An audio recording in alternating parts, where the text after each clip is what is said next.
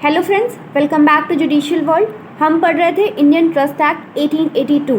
हमने ट्रस्ट की डिफिनीशन पढ़ी थी और जो कुछ इंपॉर्टेंट टर्म्स हैं इंडियन ट्रस्ट एक्ट के उसको देखा था। अब हम पढ़ेंगे कि ट्रस्ट को क्रिएट कैसे करते हैं। ट्रस्ट के क्रिएशन से रिलेटेड जो प्रोविज़न हैं वो चैप्टर 2 में दिए हुए हैं, सेक्शन 4 से 10 तक। ठीक है, तो हम अब आगे के सेक्शंस को देखते हैं। सबसे पहले सेक्शन 6 है। सेक्शन 6 हमें बताता है कि क्रिएशन ऑफ ट्रस्ट कैसे होती है।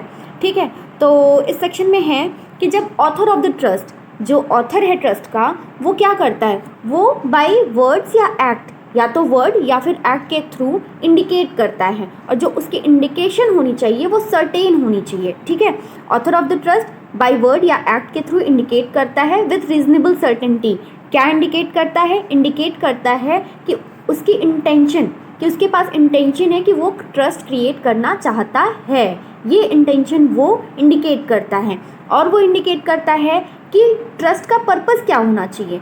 ठीक है, उसके बाद वो बताता है बेनिफिशियरी कौन होंगे और ट्रस्ट प्रॉपर्टी क्या होगी। ये चारों चीज़ें वो एक रीजनेबल सर्टेनिटी के थ्रू इंडिकेट करता है, और उसके बाद क्या करता है, वो ट्रांसफ़र करता है ट्रस्ट प्रॉपर्टी को ट्रस्टी को। इतनी चीज़ें उसने बता दी, उसके बाद उसने अपनी ट्रस्ट प्रॉपर्टी को ट्रस्टी को ट्रांसफ़र कर दी। ठीक है, लेकिन दो चीज़ों में, दो कंडीशन में ट्रस्ट प्रॉपर्टी को ट्रस्टी को ट्रांसफ़र करना ज़रूरी नहीं होता है। वो दो कंडीशन कौन सी हैं वो हम देखते हैं। वो जब ट्रस्ट जो है वो विल के थ्रू डिक्लेयर किया गया है तो फिर ट्रस्ट प्रॉपर्टी को ट्रस्टी को ट्रांसफ़र करने की ज़रूरत नहीं है, और या फिर जो ऑथर ऑफ द ट्रस्ट है वो खुद ही ट्रस्टी है। इन दोनों कंडीशन में ट्रस्ट प्रॉपर्टी को ट्रस्टी को ट्रांसफ़र करने की ज़रूरत नहीं होती है। ठीक है, तो क्रिएशन ऑफ ट्रस्ट इस तरीके से होता है कि जब author of the trust words या एक्ट के थ्रू जो है रीजनेबल सर्टेनिटी के द्वारा इंडिकेट करता है अपनी इंटेंशन कि वो ट्रस्ट क्रिएट करना चाहता है, पर्पस क्या होगा ट्रस्ट का, बेनिफिशियरी कौन होंगे, ट्रस्ट प्रॉपर्टी कौन सी होगी, और वो जो ट्रस्ट प्रॉपर्टी है वो जो है कि ट्रस्टी को ट्रांसफ़र करता है, तो फिर क्रिएशन ऑफ द ट्रस्ट होता है। ठीक है, अब हम आगे के सेक्शंस में देखेंगे कि क्या आगे क्या क्या प्रोसीजर है। ठीक है, सबसे पहले जो अगला हम देखेंगे वो देखेंगे कि सेक्शन 4 में लॉफुल पर्पस के बारे में देखेंगे। जैसे हमने देखा यहाँ पे कि पर्पस जो है ट्रस्ट का वो ऑथर ऑफ द ट्रस्ट को इंडिकेट करना होता है, तो पर्पस हमेशा लॉफुल पर्पस होना चाहिए। एक ट्रस्ट को लॉफुल पर्पस के लिए ही क्रिएट किया जा सकता है। ठीक है, तो लॉफुल पर्पस को जब हम देखते हैं तो एक पर्पस को कब कहा जाएगा कि वो लॉफुल पर्पस है, वो हमें सेक्शन 4 बताएगा। ठीक है, सेक्शन 4 में हम देखते हैं कि जो ट्रस्ट है, जो पर्पस है वो लॉफुल है जब तक कि नहीं, मतलब एक ट्रस्ट के पर्पस को फॉरबिडन बाय लॉ नहीं होना चाहिए। कोई भी पर्पस जो है वो फॉरबिडन बाय लॉ के द्वारा फॉरबिड नहीं किया जाना चाहिए। फिर वो ऐसा नहीं होना चाहिए कि अगर उसे परमिट किया गया तो वो किसी प्रोविज़न ऑफ लॉ को डिफीट करेगा। ठीक है, उसके बाद जो ट्रस्ट का पर्पस है वो फ्रॉडुलेंट नहीं होना चाहिए। ठीक है, उसके बाद जो ट्रस्ट का पर्पस है वो किसी और की प्रॉपर्टी या किसी और के पर्सन को इंजरी नहीं पहुंचानी चाहिए। ठीक है, या फिर कोर्ट उसे इमोरल या अपोज टू पब्लिक पॉलिसी ना समझें। ये 5 कंडीशन अगर फुलफिल होती है तो ट्रस्ट का जो है कि कहा जाएगा कि ट्रस्ट का पर्पस लॉफुल है। ये चीज़ें नहीं होनी चाहिए। ठीक है, उसके बाद एक ट्रस्ट जिसका पर्पस अनलॉफुल है उसे वॉइड है, वो ट्रस्ट वॉइड हो जाता है। और एक ट्रस्ट जिसका एक, मतलब सपोज करिए एक ट्रस्ट कई पर्पस के लिए क्रिएट करा गया था, तो उसमें एक पर्पस जो था वो लॉफुल था और एक पर्पस उसका अनलॉफुल है। तो जो लॉफुल पर्पस वाला जो है, उसका जो लॉफुल पर्पस के लिए जो ट्रस्ट क्रिएट किया गया है वो अगर अनलॉफुल पर्पस वाले ट्रस्ट से सेपरेट किया जा सकता है। मतलब क्या है कि एक ट्रस्ट को 2 पर्पस के लिए क्रिएट किया गया, जिसमें से कि एक लॉफुल था एक अनलॉफुल था, और दोनों पर्पस को अगर सेपरेट किया जा सकता है तो जो लॉफुल पर्पस जो है उसी के लिए ट्रस्ट वैलिड होगा, जो अनलॉफुल पर्पस है उसके लिए ट्रस्ट वॉइड होगा। ठीक है, और अगर दोनों को सेपरेट नहीं किया जा सकता तो ये जो होल ट्रस्ट है ये पूरा ट्रस्ट वॉइड होगा। ठीक है, ये कॉन्सेप्ट है। और जो हम लॉफुल पर्पस के बारे में हम सेक्शन 23 इंडियन कॉन्ट्रैक्ट एक्ट के में भी ये चीज़ पढ़ते हैं। ठीक है। और वहाँ पे भी यही बातें हैं कि कोई भी पर्पस फॉरबिडन बाय लॉ नहीं होना चाहिए, किसी और प्रोविज़न ऑफ लॉ को डिफीट नहीं करना चाहिए, फ्रॉडुलेंट नहीं होना चाहिए, किसी और की पर्सन या प्रॉपर्टी को वो इंजरी नहीं पहुँचाना चाहिए, और कोर्ट उसे इमोरल या अपोज टू पब्लिक पॉलिसी ना समझे, जब हम कंसिडरेशन के बारे में पढ़ते हैं वहाँ पे। तो ठीक है, तो ये सेक्शन 4 था जिसने कि हमें लॉफुल पर्पस के बारे में बताया। अब हम आगे के जो इसमें एक्सप्लेनेशन है उसको देखते हैं कि इसमें एक्सप्लेनेशन लॉ के बारे में बताता है कि लॉ क्या इंक्लूड करता है।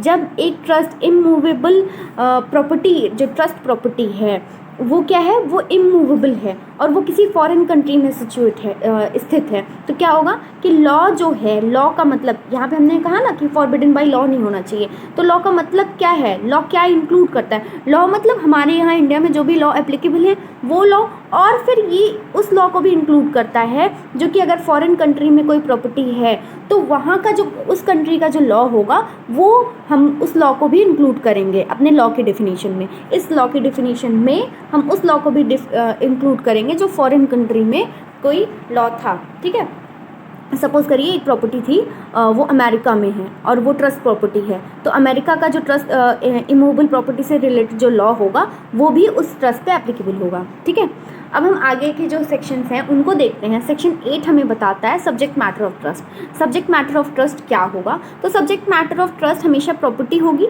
जो कि प्रॉपर्टी के लिए ही क्रिएट किया जाता है ट्रस्ट। तो सब्जेक्ट मैटर ऑफ ट्रस्ट एक प्रॉपर्टी होगी जो कि बेनिफिशियरी को ट्रांसफरेबल होगी, जो कि बेनिफिशियरी को ट्रांसफ़र की जा सकती हो, ऐसी प्रॉपर्टी होगी। ठीक है, और ये एक बेनिफिशियल इंटरेस्ट, एक एग्जिस्टिंग सब्सिस्टिंग ट्रस्ट में एक बेनिफिशियल इंटरेस्ट नहीं होगा। ये हमेशा ही ट्रस्ट जो है, trust matter, subject matter of the trust हमेशा एक प्रॉपर्टी होगी जो कि बेनिफिशियरी को ट्रांसफरेबल की जा सकती हो। ठीक है, और ये एक बेनिफिशियल इंटरेस्ट अंडर सब्सिस्टिंग ट्रस्ट कभी भी नहीं होगा। ठीक है, अब हम देखते हैं कि सेक्शन 8 में हमने देखा सब्जेक्ट मैटर ऑफ ट्रस्ट, उसके बाद सेक्शन 5 जो है वो है ट्रस्ट ऑफ इमूवेबल प्रॉपर्टी। मतलब प्रॉपर्टी है तो प्रॉपर्टी दोनों हो सकती है, ट्रस्ट प्रॉपर्टी मूवेबल इमूवेबल दोनों हो सकती है, और सेक्शन 5 हमें ट्रस्ट ऑफ इमूवेबल प्रॉपर्टी के बारे में बताता है। ठीक है, तो ट्रस्ट ऑफ इमूवेबल प्रॉपर्टी कैसे क्रिएट की जाती हैं। कोई सपोज़ करिए एक इमूवेबल प्रॉपर्टी है, उसके लिए हमें ट्रस्ट क्रिएट करना है, तो हम कैसे क्रिएट करेंगे। तो जो इमूवेबल प्रॉपर्टी के रिलेटेड ट्रस्ट है वो क्रिएट किया जाता है, एक नॉन टेस्टामेंट्री इंस्ट्रूमेंट होगा, उस पर राइटिंग में होगा और साइन चाहिए होगा ऑथर ऑफ द ट्रस्ट का और ट्रस्टी का, और ये जो नॉन टेस्टामेंट्री इंस्ट्रूमेंट है ये रजिस्टर्ड होना चाहिए। सबसे पहले तो एक नॉन टेस्टामेंट्री इंस्ट्रूमेंट हो जो कि राइटिंग में हो, उसके बाद इस पर ऑथर ऑफ द ट्रस्ट और ट्रस्टी की सिग्नेचर हो, और ये जो है ये रजिस्टर्ड हो। ये 3 कंडीशन फुलफिल होनी चाहिए। और उसके बाद या फिर पहली चीज़ कि नॉन टेस्टामेंट्री इंस्ट्रूमेंट के थ्रू या फिर विल के थ्रू, जो कि ऑथर ऑफ द ट्रस्ट है या फिर ट्रस्टी है, उन दोनों में से किसी ने एक विल क्रिएट की है जिसके तहत ये trust of immovable property create की जा सकती हैं। ठीक है, ट्रस्ट ऑफ इमूवेबल प्रॉपर्टी को क्रिएट करने के हमने 2 तरीके देखे, एक नॉन टेस्टामेंट्री इंस्ट्रूमेंट वाला और एक विल वाला। जो नॉन टेस्टामेंट्री इंस्ट्रूमेंट है वो राइटिंग, साइंड और रजिस्टर्ड होना चाहिए। विल वाला जो है वो ऑथर ऑफ द ट्रस्ट या फिर ट्रस्टी के विल के थ्रू इसको क्रिएट किया जाना चाहिए, जो ट्रस्ट ऑफ इमूवेबल प्रॉपर्टी है। अब हम देखते हैं trust of movable property. Trust of movable property कैसे क्रिएट करी जाती है।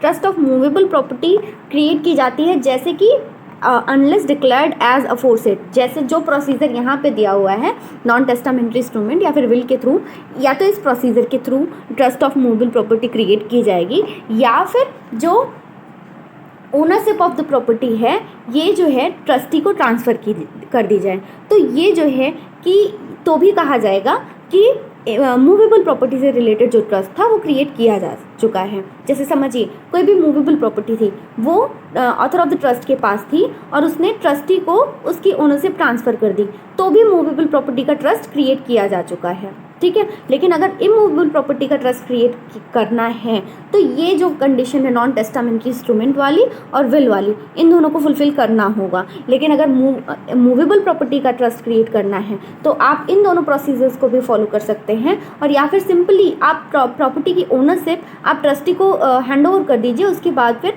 आपका ट्रस्ट क्रिएट हो गया। तो ये दोनों तरीके से ये जो इमूवेबल प्रॉपर्टी और मूवेबल प्रॉपर्टी का जो ट्रस्ट क्रिएट करना था वो कैसे क्रिएट किया जाएगा, ये हमने इस सेक्शन में देख लिया। ठीक है, अब हम आगे देखते हैं कि सेक्शन 7 में who may create trust, trust को क्रिएट कौन करेगा।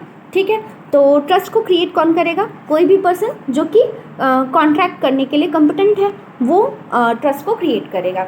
ठीक है, और उसके बाद क्या सवाल आता है कि क्या माइनर जो है कि ट्रस्ट क्रिएट कर सकता है, क्योंकि जब हम कॉम्पिटेंट टू कॉन्ट्रैक्ट की डेफिनेशन पढ़ते हैं तो उसमें एक मेजर आदमी चाहिए होता है, जैसे कि हम इंडियन कॉन्ट्रैक्ट एक्ट में देखते हैं, मेजर हो साउंड माइंड हो, तो ये इंसान ही कॉम्पिटेंट टू कॉन्ट्रैक्ट होते हैं। लेकिन सवाल उठता है कि क्या एक माइनर भी ट्रस्ट क्रिएट कर सकता है, तो इसका आंसर है कि माइनर तो ट्रस्ट नहीं क्रिएट कर सकता, लेकिन माइनर के बिहाफ पे कोई भी व्यक्ति सिविल कोर्ट की परमिशन से एक ट्रस्ट क्रिएट कर सकता है। ठीक है, माइनर के बिहाफ पे कोई भी व्यक्ति एक जो है सिविल कोर्ट की परमिशन के थ्रू ट्रस्ट को क्रिएट किया जा सकता है। तो माइनर नहीं कर सकता, लेकिन माइनर के बिहाफ पे ट्रस्ट क्रिएट किया जा सकता है। ठीक है, लेकिन जहाँ भी अगर देखिए कोई भी ट्रस्ट प्रॉपर्टी थी, कोई भी प्रॉपर्टी है, इसमें किसी व्यक्ति का एब्सोल्यूट इंटरेस्ट है ना, ए नामक व्यक्ति है, उसका एब्सोल्यूट इंटरेस्ट है, तो वो तो काफ़ी अच्छे से ट्रस्ट को क्रिएट कर सकता है, वो हर एक राइट लाइबिलिटी सारी कुछ ट्रस्टी को दे सकता है। लेकिन अगर कोई व्यक्ति है उसका किसी प्रॉपर्टी में लिमिटेड इंटरेस्ट है, तो वो उस प्रॉपर्टी से रिलेटेड फुलफिल मतलब एब्सोल्यूट इंटरेस्ट के लिए वो ट्रस्ट नहीं क्रिएट कर सकता। जितनी उसका इंटरेस्ट है उस प्रॉपर्टी में, जितना उसका लिमिटेड इंटरेस्ट है, वो उसी इंटरेस्ट के रिलेटेड जो है कि ट्रस्ट क्रिएट कर सकता है। समझ रहे हैं आप? तो ये जो है, ये जो हमें ये बताता है कि but subject in each case to the law for the time being in force as to the circumstances and extent in and to which the author of the trust may dispose of the trust property. Author of the trust के पास जितनी उस property में interest है, अगर उसके पास उस property में एब्सोल्यूट इंटरेस्ट नहीं है, तो वो पूरे इंटरेस्ट के लिए ट्रस्ट नहीं क्रिएट कर सकता। जितनी उसके पास है इंटरेस्ट है उस प्रॉपर्टी में, वो उतने ही इंटरेस्ट के लिए ट्रस्ट क्रिएट किया जा सकता है, कर सकता है। ठीक है, तो हमने इसमें देख लिया कि ट्रस्ट कौन क्रिएट करता है, कोई भी पर्सन क्रिएट कर सकता है जो कि कॉम्पिटेंट टू कॉन्ट्रैक्ट हो, और माइनर नहीं कर सकता, लेकिन माइनर के बिहाफ पे सिविल कोर्ट की परमिशन से ट्रस्ट को क्रिएट किया जा सकता है। और हमने देखा कि जो है कि जो व्यक्ति जिस प्रॉपर्टी में इंटरेस्ट है, वो उस इंटरेस्ट के रिगार्डिंग ही ट्रस्ट को क्रिएट कर सकता है। ठीक है, ये हमने सेक्शन 7 देखा। अब हम लोग देखेंगे कि बेनिफिशियरी कौन हो सकता है। ठीक है, बेनिफिशियरी कौन हो सकता है, तो बेनिफिशियरी सेक्शन 8 में हम लोगों ने सेक्शन 7 में ट्रस्ट कौन क्रिएट कर सकता है इसकी डिफिनीशन देखी। अब हम लोग देखेंगे बेनिफिशियरी कौन हो सकता है, ये सेक्शन 9 में हम लोग देखेंगे। तो इसमें है every person capable of holding property may be a beneficiary. हर कोई व्यक्ति जो एक प्रॉपर्टी को होल्ड कर सकता है वो बेनिफिशियरी हो सकता है। ठीक है, और डिस्क्लेमर बाय बेनिफिशियरी अपने इंटरेस्ट को डिस्क्लेम भी कर सकता है। अगर वो नहीं चाहता कि वो किसी ट्रस्ट के बेनिफिट को उसे मिले या फिर ट्रस्ट उसके बेनिफिट के लिए क्रिएट किया जाए, तो वो अपने इंटरेस्ट को रिनाउंस कर सकता है, अपने इंटरेस्ट अंडर द ट्रस्ट। और फिर क्या कर सकता है, या फिर वो जो है कि ट्रस्टी को एड्रेस करे कि हाँ मैं ये ट्रस्ट का कोई भी बेनिफिट नहीं लेना चाहता हूँ, या फिर अपना कोई क्लेम जो कि इनकंसिस्टेंट है उसके बेनिफिशियल इंटरेस्ट के लिए, तो वो उसको उस नोटिस के द्वारा उस क्लेम इनकंसिस्टेंट को सेट फोर्थ करके अपने जो इंटरेस्ट है बेनिफिशियरी इंटरेस्ट उसको डिस्क्लेम कर सकता है। ठीक है, तो अब हम देखते हैं कि हमने देख लिया बेनिफिशियरी कौन है। बेनिफिशियरी कोई भी पर्सन जो प्रॉपर्टी को होल्ड करने के लिए कॉम्पिटेंट है, कैपेबल है, वो बेनिफिशियरी हो सकता है। और कोई भी व्यक्ति अपने इंटरेस्ट को, बेनिफिशियल इंटरेस्ट को डिस्क्लेम भी कर सकता है। सिंपली नोटिस दे सकता है ट्रस्टी को कि मैं इस बेनिफिशियल इंटरेस्ट को नहीं लेना चाहता हूँ, अपने इंटरेस्ट को रिनाउंस कर सकता है। या फिर कोई क्लेम इनकंसिस्टेंट जो कि वो सेट फोर्थ कर दे कि नहीं मुझे नहीं चाहिए, तो वो जो है कि अपने बेनिफिशियल इंटरेस्ट को डिस्क्लेम कर सकता है। तो हमने देख लिया सेक्शन 9 में बेनिफिशियरी कौन हो सकता है। अब हम आगे देखते हैं कि ट्रस्टी कौन हो सकता है। द मोस्ट इंपॉर्टेंट थिंग कि ट्रस्टी कौन हो सकता है, जिसके ऊपर सारी जिम्मेदारियां हैं ट्रस्ट की, कि उसको सब कुछ मैनेज करना है, बेनिफिशियल इंटरेस्ट का ख्याल करना है, बेनिफिशियरी का ख्याल करना है, ट्रस्ट के पर्पस को फुलफ़िल करना है। तो ये काफ़ी जिम्मेदार व्यक्ति है। तो इसको हम देखते हैं कि सेक्शन 10 में कि ट्रस्टी है कौन बन सकता है। तो हम देखते हैं कि every person capable of holding property may be a trustee. हर कोई व्यक्ति जो एक प्रॉपर्टी को होल्ड कर सकता है वो ट्रस्टी हो सकता है। लेकिन जहाँ पे कि ट्रस्ट कोई डिस्क्रिशन का मतलब एक्सरसाइज करना है, उसे डिस्क्रिशनरी पावर उसे यूज़ करनी है, वहाँ पे वो ट्रस्ट को तब तक एग्जीक्यूट नहीं कर सकता जब तक कि वो कॉम्पिटेंट टू कॉन्ट्रैक्ट ना हो। ठीक है। कोई भी व्यक्ति कैपेबल ऑफ होल्डिंग प्रॉपर्टी, जो कि प्रॉपर्टी को होल्ड कर सकता है, ट्रस्टी हो सकता है, लेकिन अगर उसे डिस्क्रिशनरी पावर को यूज़ करना है तो वो तब तक उस ट्रस्ट को नहीं एग्जीक्यूट कर सकता जब तक कि वो कॉम्पिटेंट टू कॉन्ट्रैक्ट ना हो, ठीक है। सिंपल सी चीज़ है। और no one is bound to accept a trust, कोई भी व्यक्ति ज़बरदस्ती किसी के लिए ये नहीं कह सकते कि आप ट्रस्ट को एक्सेप्ट करिए, आप ट्रस्टी बनिए। जब तक कि उसकी खुद की इच्छा ना हो तब तक वो नहीं कर सकता, एक्सेप्ट नहीं कर सकता है ट्रस्ट को, ठीक है। और एक्सेप्टेंस ऑफ द ट्रस्ट कैसे होगी? ट्रस्ट की एक्सेप्टेंस ट्रस्टी के द्वारा। ट्रस्ट कैसे एक्सेप्ट होगा? Trust is accepted by word or acts of the trustee indicating with reasonable certainty such acceptance, ठीक है। एक ट्रस्टी वर्ड्स या एक्ट के थ्रू इंडिकेट करेगा रीजनेबल सर्टेनिटी के द्वारा कि हाँ मैं एक्सेप्ट करता हूँ, तो फिर वो ट्रस्ट एक्सेप्ट कर ली जाएगी ट्रस्टी के थ्रू, ठीक है। अब हम देखते हैं डिस्क्लेमर ऑफ ट्रस्ट। मतलब एक्सेप्ट, अगर ट्रस्टी के पास ये ऑफर गया कि आप एक ट्रस्ट है, आप एक ट्रस्टी बन जाइए, तो वो या तो वो एक्सेप्ट करे या तो डिस्क्लेम कर दे कि नहीं मुझे नहीं बनना है, ठीक है। तो instead of accepting a trust the intended trustee may within a reasonable period disclaim. Intended जो ट्रस्टी है वो इसको डिस्क्लेम भी कर सकता है, उसको कैंसिल भी कर सकता है। And such disclaimer shall prevent the trust property from vesting in him. अगर वो डिस्क्लेम कर देता है तो वो जो ट्रस्ट प्रॉपर्टी है उसके ऊपर नहीं जाएगी, उसमें वेस्ट नहीं होगी, ठीक है।